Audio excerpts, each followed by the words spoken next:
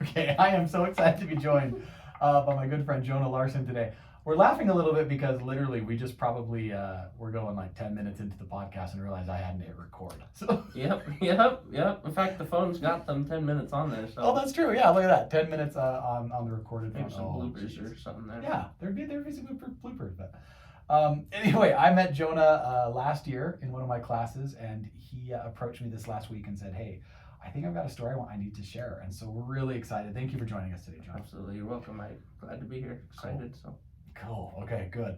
And while we were talking last night, Jonah's like, I purposely asked him, like, I want to be surprised with the rest of the audience on your story, but I heard some of the details and I'm just really excited. I think this will resonate with a lot of people. So again, thanks, but we're gonna play a game if that's okay. Yep. Okay. It's called Mormon Mouthful, and I apologize. I know we're not supposed to use that M word, but it was created before that. Okay, so anyway, so what we're gonna do is we're gonna read something. I'm gonna have you read on this pink side of the card, okay? And it's gonna sound like nonsense, but what it is actually a nonsensical phrasing of an actual word that's unique to our culture. Right. Okay? Right. We're gonna time it for 1.5 minutes, and so we're just gonna get as many as you can. I'll hold up the pink side, and on the reverse side, I can actually see the real answer. So when you get it, that'll be a point, and we'll move on from there. Okay? I beat you this time. No. Yeah, we just practiced, right? Yep. That's embarrassing, dude. Oh, that's okay. Now I'm going to be nervous. I have to look. Okay, we're definitely recording. Okay, here we go. Ready? 1.5 minutes begins now. Backhorn bobbing gone the ape reek artery. Reek I artery can totally hear when you're saying it. gone the ape. We're gonna have to skip that one. That's a long one. Okay. Rodasho. Oh, this is old school. Like something we used to do. Oh, roll it. And that's the. Oh, it's from the missionaries, right? I think so. Roladesh. No. Okay, we'll move on. Okay, Here we go. Hopas Hishin nu naildings. Hopas Hishin nu naildings. I'll skip that. These are These harder. are long ones. Yeah. Chair cheese, store him, you see him. Store him, you see him. Chair cheese. Alright, chair cheese. Store him. Chair cheese, store him, you see him. I have the next one. Okay. Oh, sorry. Oh, wait, I think we had. We did it, yeah. Oh, yeah, we did that. I'll give you a couple more. William double Hugh fail ups. It's a person. Double yam. Or William. Uh-huh. William. Uh-huh. Double Hugh fail ups. William Phelps? Yeah, very good. Okay. Stand for something. Stand firm something. You totally just said it. Title of the book by Gordon B. Hinckley. Stanley. It was one of the youth scriptures. Oh, that's time. That was one of the. Those were tough, man. Those were long Those were ones. a lot tougher. Long ones. Okay, so that last one, say it again. Is it standing and Standing for something. Oh, standing for something. Okay, you got W.W. Phelps. Okay, this one right here. Read that. Chair cheese, store him, you see him. Church History Museum. Oh my goodness. Isn't that terrible? Okay, That's read this one. Hop us, he shin nu nailed deans. Opposition in all things. Okay. Okay, That was a tough one. Those were hard. Backhorn bobbing gone the ape reek artery. Popcorn popping on the apricot tree. Okay, this one was so old, like it's not Rodasho. road show. Like we used to do road shows in the church. You know what? Like, They're doing one coming up. Are they? Yeah, for like the old school tabernacle or something. Okay, yeah. My mom used to drag us around and we did this whole little goofy Weird Al Yankovic rendition of. Anyway, it was ridiculous. We had costumes. We were dressed as French fries. It was ridiculous, but okay. Sorry. Let's see how I do. Okay, ready? On your mark. Whoops. Get set. Go. Maine's harsh fur wrap bee nest. Maine's harsh fur wrap bee nest. Maine's harsh man search for happiness. Yes. Oh, that was an old one. Choose sifts goat if men need collars. Joseph's coat of many colors. Yes. Okay. Oh, wait, yeah, okay. Sorry. Mint height hen pull. Manti temple. That's cheating. We already did that one. That's good. Did we do that? Yeah. But I haven't done this one. Lame in his tree. Lame in his tree. Layman history. Layman history? Layman's history? Lame in his tree. History. Layman. I don't know. Pass. That's. I didn't recognize that one, so Okay, we'll have to okay. talk about it. There he ow, block. There he ow, block. Third block. There he ow, her block.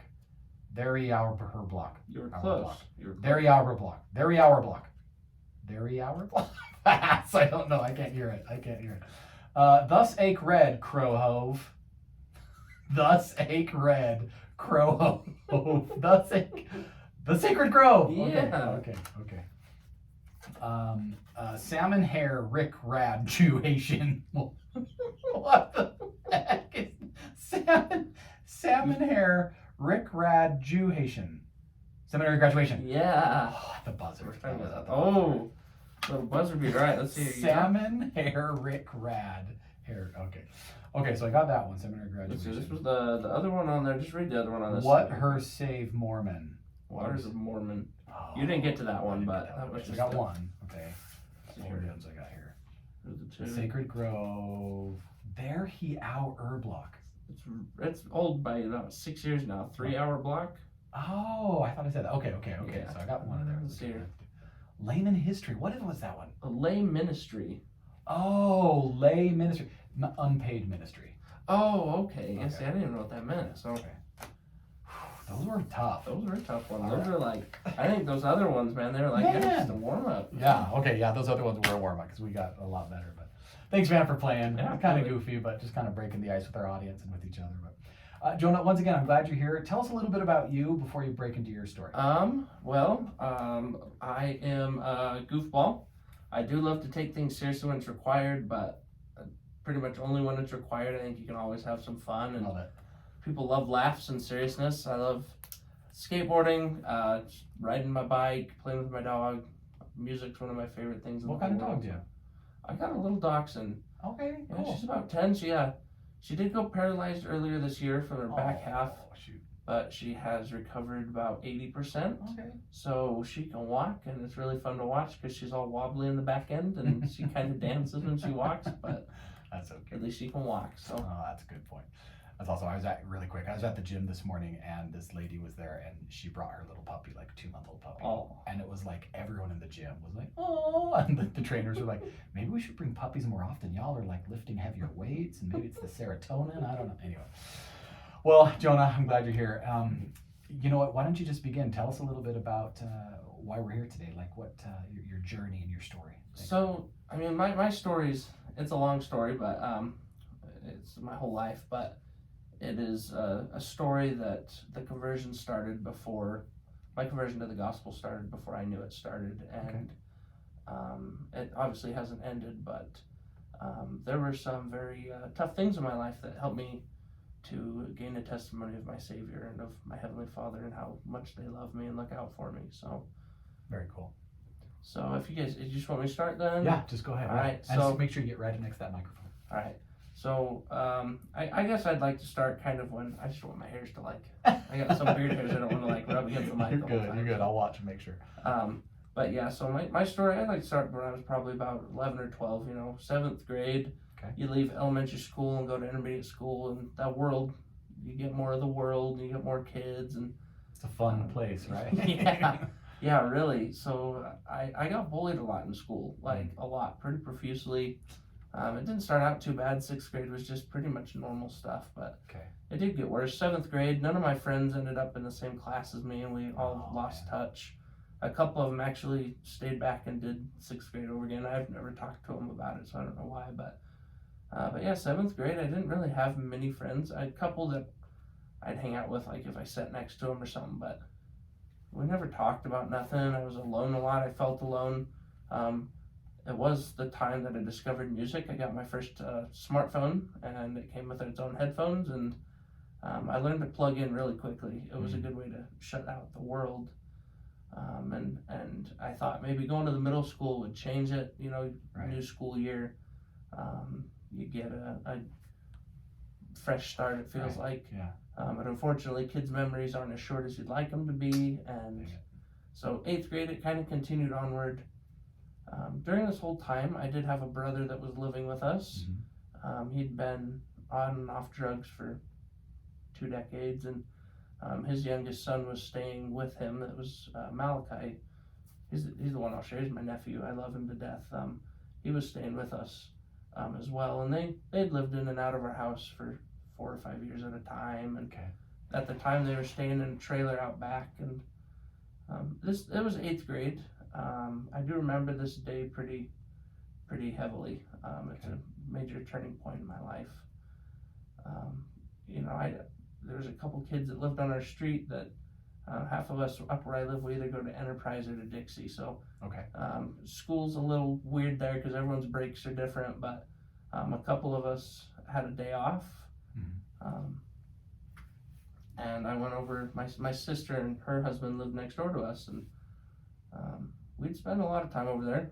My nephew just got some new video games for, I don't know if it was for Christmas, but we could all play them together, and we were having some fun. But I went over that day, and my nephew wasn't home.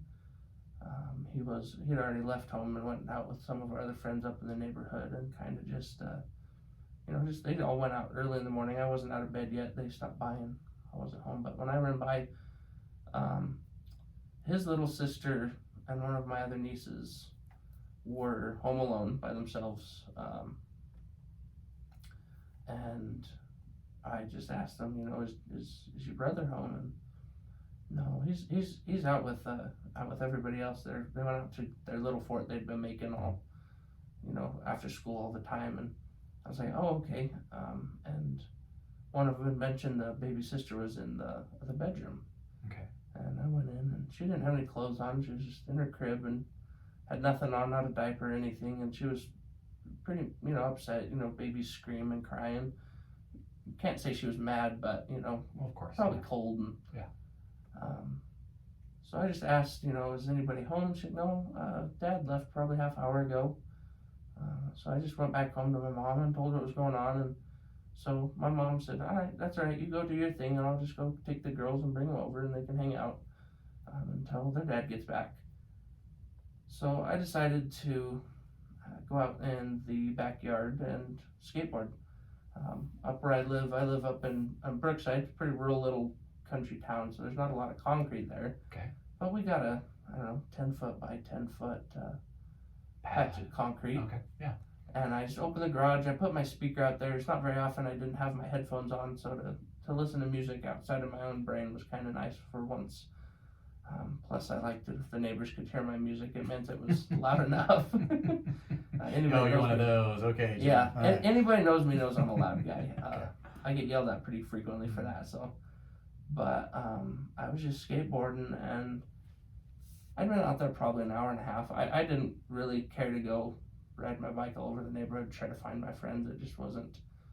I don't know. There was a lot of squabbles and fights going on, and I was usually the mediator, and that really sucks. So I just, just avoid that situation if I could. But I was out there, and I still remember the song. It was a Green Day song. I haven't listened to them for a long time because of this, but I heard the gate on the other end of the yard where my sister's house was. We were just, we had a little yard between our fences, and heard that gate open, and I saw my brother-in-law come across the yard, and he was upset. He's always a happy guy. He still is today. He's a really happy dude. But it was odd.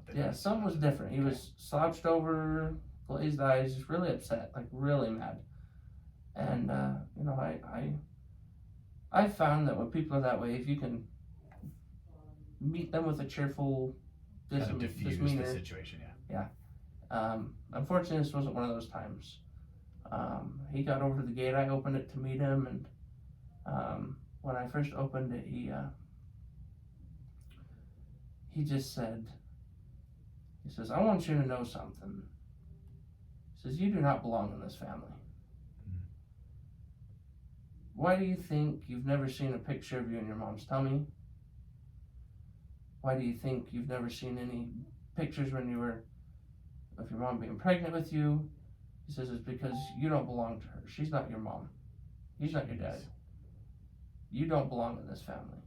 And you've made my life a living hell. And now it's time that I do it to you. Yikes. And and I was 13 years old at the time. Like I said, 8th grade had been going pretty terribly. I'd already gotten in a couple fights with a couple of kids bugging me, and all at once, my whole life, my whole body, my gut, my heart, my everything, it felt like it just flipped inside of me. Like my whole body was upside down on the inside. And we had a camp trailer out back, and my little getaway from the world, with my brother and his son living at home, and my parents and everything. My getaway was the roof. I could get from the trailer to the roof and hide underneath some of them trees up that go over our house. And when that happened, I mean, my first thing Escape was to the roof. yeah, get away. And I remember my dad came out of the house when he saw my brother-in-law go by, and my brother-in-law just kind of pushed past my dad. My dad comes and goes, "You okay? What do you say?" And I said, "Nothing." And my dad turned around to follow him in the house, and so they went in the house, and I proceeded to the roof, and it was all of about.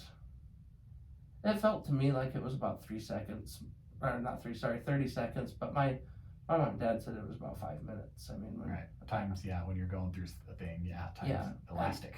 And all I remember, I was sitting on the roof. I didn't even make it to the spot I hid. I was just on there, just my knees up against my chest. At the time, I could still do that, but I remember those days too. yeah. But I just heard we had a screen door on the back of the house at the time, and I just heard that thing smack into the wall like really loud. I thought, I didn't know what was going on, and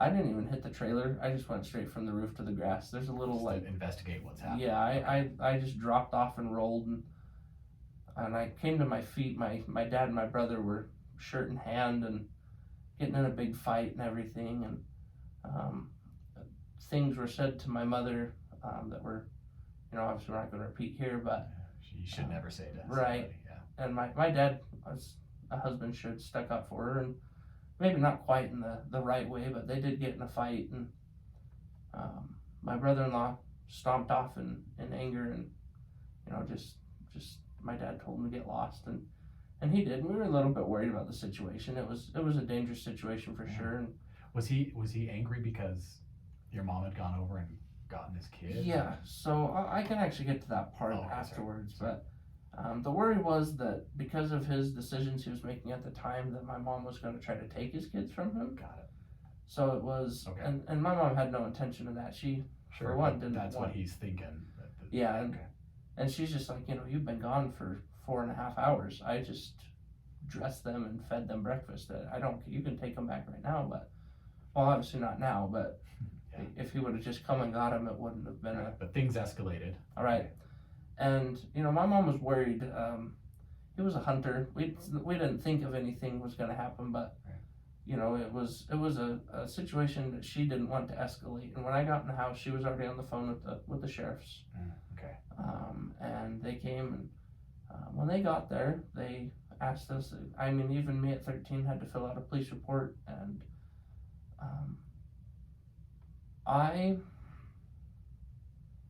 I didn't put what he said to me on there. I just put that he was mad at me, Okay. and angry at me, and that he yelled at me. Right. I didn't put The comment he the made comments about you he not made. belonging to the Exactly. I figured, in my mind, if I don't address this, it's not real. I didn't want no big secret to come. I didn't need my life to fall apart or anything, and it didn't mean I didn't feel the same. I felt upside down still, but I didn't want to have anything confirmed or denied at the time. So Yeah. I just told the cops what had happened and then what I had seen after that, and they asked us if we were going to press charges, and we're like, no, we don't really want to. We just, we were just worried that things were going to escalate farther. We just didn't want that to trying happen. to diffuse the situation by getting the cops out there. So. Exactly, and the sheriffs both. I remember there was 2 of them. Actually, I think 4 of them might have come, but the first 2 that arrived were there, and they said, well, that's okay. The county sheriff's department, as a department, we are allowed to file charges if we feel it's necessary. So they did, and they actually brought him and booked him. And my sister was upset completely. She was going to school at the time and got a call in the middle of her class about what had happened. Yeah. but from an outside source that wasn't there. So Mm. she was pretty upset. But for the next 3 weeks, I was upside down completely. Just that, because of that thought, that what he had said, just going through your head. Yeah, the feelings. I mean, the more I thought about what he said, the more and more I realized there are no pregnancy photos. There are no photos of the day I was born. There's a couple baby photos, but none of like the birth and the delivery. yeah, you see the mom in the bed in her gown still holding the baby, and nothing like that. And it's not that I never thought about it. Growing up, especially especially as a kid. Yeah, and being born in 2000, it's like your whole life's not documented then. I mean, nowadays, if there's less than like 300 photos, you're asking questions, but so never really crossed your mind until he makes that statement, and for the 3 weeks, you're just stewing over it and mulling over it. Yeah, sorry. Totally fine. But yeah, that was it. And I didn't have a sanctuary anymore. Home, there was places I could get away at home, but there was my brother and his son. They caused a lot of contention amongst themselves usually, but usually got involved. My nephew was more like my little brother when he was living at home, just because he's younger, he's my nephew. It's just, so we didn't get along all the time. So between not fitting in and just hating life at school, and then not being able to do, it was like, there's not really a way to get away from anything. One thing that I learned when I was little, though, my mom told me, she says that we were in San Francisco on a trip to see my uncle in the hospital, and we were told not to leave our stuff in the car at the hotel, and we didn't have time to not before. So we did end up going with leaving our stuff in, and she told me, she's like, Jonah, if you're worried about our stuff, you just need to pray. And I said, well, I had stopped and folded my arms. She goes, no, you can pray in your head. You don't have to say it aloud.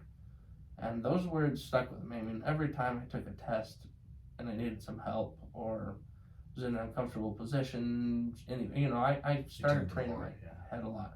So then, obviously, at this point, you're like, okay, well, I got to turn to God. Exactly. And I'd had lots of prayers answered. In fact, some of them were miraculous. And I figured if there's one person who knows the truth, it's got to be him. And ask any of my friends. I was that kid with the headphones sticking out of his shirt, always plugged in, and you could pretty much always hear my music if the classroom was quiet. But I was sitting on the bus one day, and I felt about the same as I always did, and I was just praying and really upset. I was the last bus stop on the route, always have been. And so I always had, 30, 40 minutes. Sometimes, actually at that point, it was usually about an hour and 20 minutes. Yeah, a good long time to think. Yeah. Okay. So, mulling things over, and I just been praying and praying and praying. And finally I said, Heavenly Father, I just need to know, is she my mom? Am I adopted? Yeah, is Sherry, is my mom my mom? And in a personal revelation that came as a voice that wasn't my inner conscience, was just, it said my name there. It says, Jonah, you are seriously asking that question. And I just, why, what do you mean? Like, what? And the thoughts just kept coming. Of all the things that you've ever done since you were a little kid, she kept you. You're a little turd. You speak your mind. You're very stubborn. I'm an independent person. If I have a way I want to do something, and it's not that there's no other way. It's just that most people's ways don't work for me, and I just avoid that and failing just by trying it my own way. But she took care of you for years. She feeds you. You've already hit puberty, and you're eating $1,000 of food a week, and teenagers, and she's it was just, and after all of this, she's kept you, and not only that, but absolutely loves me. I mean, always there for me, always there to talk. It wasn't just the material things, but teaching me the gospel, raising me in the church, always. And the Holy Ghost is just bringing this to your remembrance, and like, look at all the evidence here that exactly. And for that point, for the next probably 3 or 4 days, I was just, I won't say at peace, but felt like a literal weight had been lifted off of my shoulders, and just I felt lighter, I guess you could say. Had you approached your parents about this, your mom or your dad about this? No, in my mind I thought, if I don't approach them about this, there's no way that they're gonna know, and the sooner that they know, the sooner I have to find an affirmative answer. In my mind I thought, because as a 13-year-old you don't know what's gonna happen, I thought maybe they had some sort of agreement that until I find out, I'm staying with them, and once I find out, there's gonna have to be like, I have to start meeting my biological parents, and that's not really something you wanted at that point? No, I loved where I lived. I loved my friends, my family, everything. So how long did it take you to build up the courage to talk to them? I actually didn't. Okay. They addressed me about it. Okay, how long was that? 3 weeks. Okay. Yep. So that right about that time you were saying that prayer on the bus. It was about 2.5. I think it was about 2 days after that. So. Okay.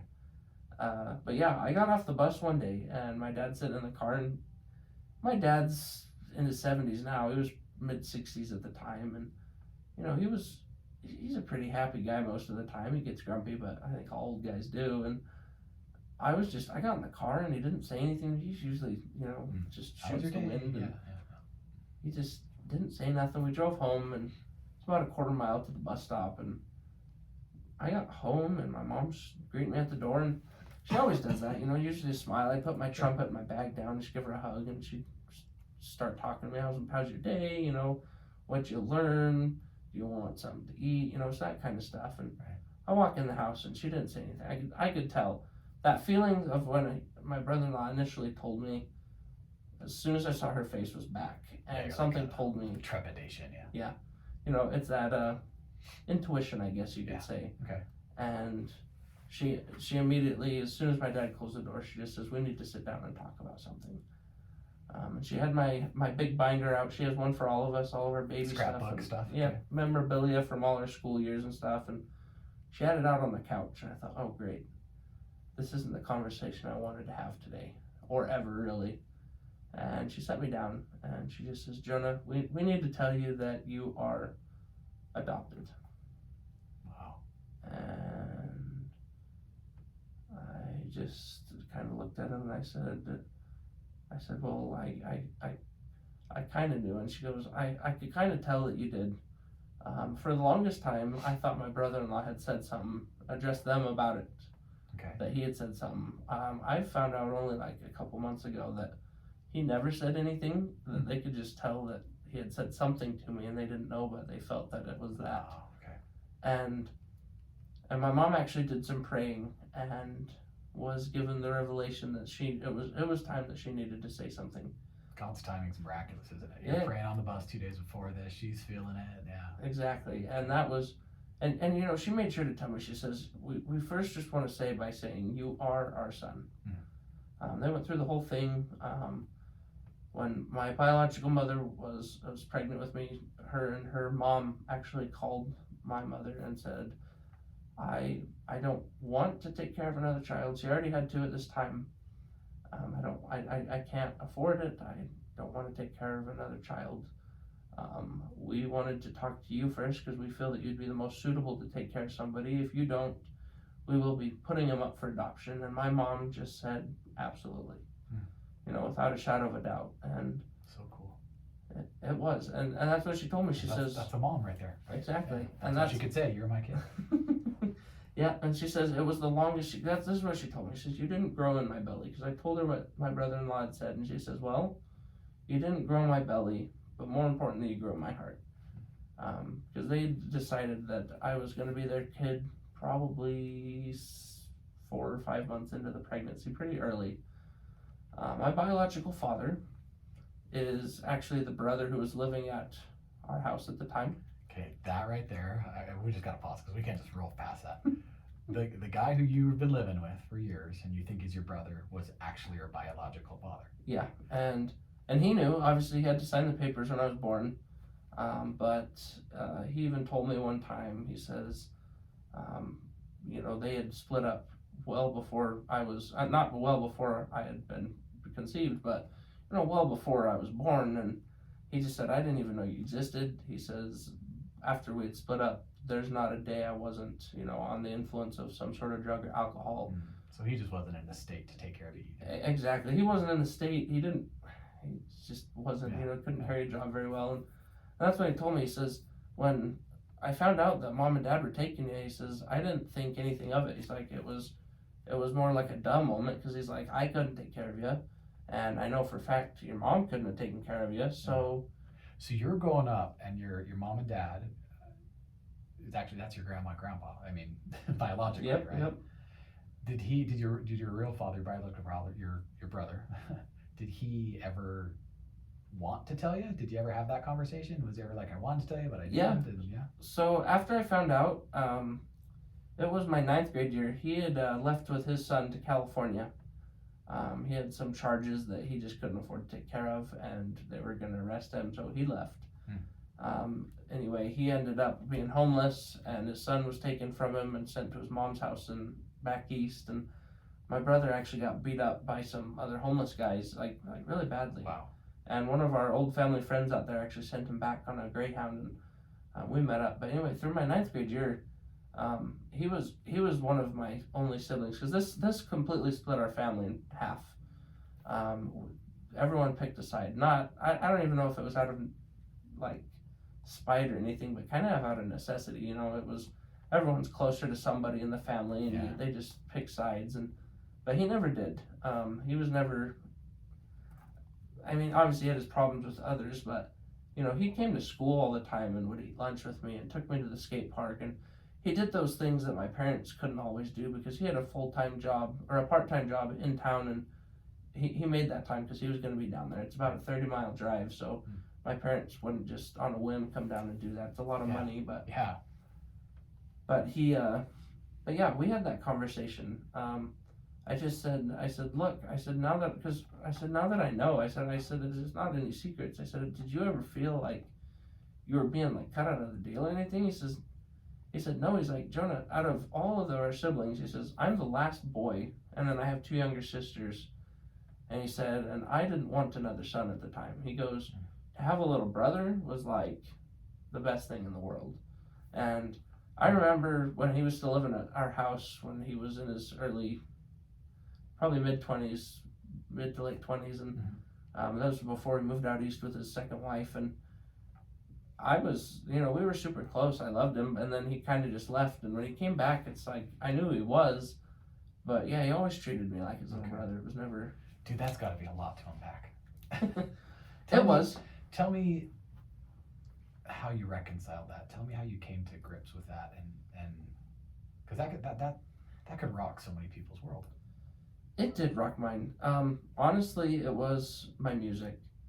Like I said, I love rock and roll. It holds a place in my heart, and it's not just because it's loud and fun, but I always gravitate towards music and books and everything that have a deeper meaning, a deeper story. Okay. And some of my favorite bands had things that resonated with me highly. It was, there's a lot of rock and roll, because most rock bands from the 90s were the dropouts and the deadbeats and the low lifes of high school. They were treated like crap too. So I kind of resonated with them on that level. Okay. But then there was one band in particular, Rise Against is what it's called, and they had a lot of songs that dealt with loneliness and with, all sorts of good stuff. And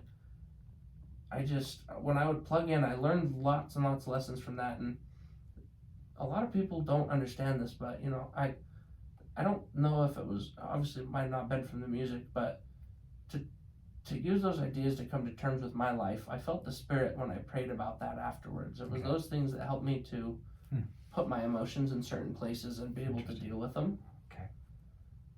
But I'm not going to say it was easy. It wasn't. My sister and her husband were already thinking about moving at the time, and as soon as that happened, we didn't talk to them for probably 4 or 5 months at all. And they were getting packed up, and it was about 2 days before they were headed up to Enterprise to move. And my mom came to me after school again, and she just looked at me and she says, we need to go and tell your brother-in-law that we forgive him. And the funny thing is I had felt this the night before. And this is the brother-in-law who told me and caused the fight. And yep. Okay. So I had said, I felt the same way, and I said, and I was actually gonna thinking about how I was going to do it. And she said, why don't we just go do it? And we went over and we just walked in the front door, and he was standing in their little foyer. They have little entranceway, and we just walked up to him and gave him a hug and said that it's okay. We totally forgive you for what happened. And we all just had a big ball session right in the middle of their entranceway there. And That's beautiful. yeah, probably about 10 minutes or so. And I can't say, I mean, it was a bit of closure. It was probably maybe a little longer than that. Some of the timelines are off. It's a long time ago, but I mean, we still didn't talk a whole lot. We didn't see each other a whole lot. It took 3 or 4 years before everybody came around, and there's still... Oh yeah, that healing journey is going to be a while. It is, and everybody's life was impacted differently. It was funny, the other day I told my niece, she asked me, she made a comment about my dating life, or lack thereof, and I just laughed, and I said, oh, it's not really a lack. I said, I've had plenty of experience, and she didn't know, but my mom didn't even know till probably my senior year of high school, but despite the guidance of the church, I have had girlfriends before I was 16, but it was like the hand holding, give them a hug before class kind of thing. Okay. I think it was about one every school year. Okay. And my niece just looked at me, she's like, why did I never know about this? I said, Katie, my life itself literally tore our family in half when I was 13 years old. I said, the last thing I wanted was any more information of my life to be broadcast to anybody. And she was pretty young at the time that it happened, so she didn't quite know what I meant by that, but her older brother did. Her older brother was there, and his dad was a huge support for me. Because despite me never fitting in, he always made sure I did. He's not an active member per se, and he's got his troubles, but the one thing that he's always done was made me feel included. I was always one of the guys. He'd always hand me a soda, include me, give me a hug, told me I love him. To this day, he's that way.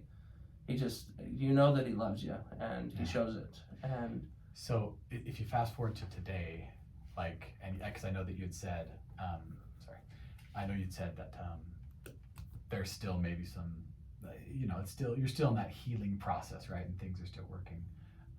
Where would you say, what would be the major lessons you say that this whole experience has taught you? Amongst everything, I mean, I think first and foremost, forgiveness. There was, obviously for a different time, there were quite a few bullies that I actually have become really good friends with. Some of them that made my life absolutely miserable. A couple of them are some of my really good friends now. Incredible. I have a pretty good relationship with my sister and her husband now. Their kids, we never really, we didn't see their kids for a while afterwards. It didn't really affect our relationship. They were both not both, all three of them, they were all pretty young at the time, but I'd have to say also, relying on my Heavenly Father, not just taking the situation and making it a bad thing and ruining myself over it. My mother had taught me all about the gospel growing up, and I understood that if I wasn't adopted, I mean, at the time that this was happening, my oldest biological brother was having his first kid, and he wasn't out of high school yet. And not to say he's not a great guy, he is. I love him to death, in case he ever hears this, but that is a tough thing to have to do. And when I recognized that, I just recognized my life would be a complete 180, or at least probably a complete totally 180. Different, yeah.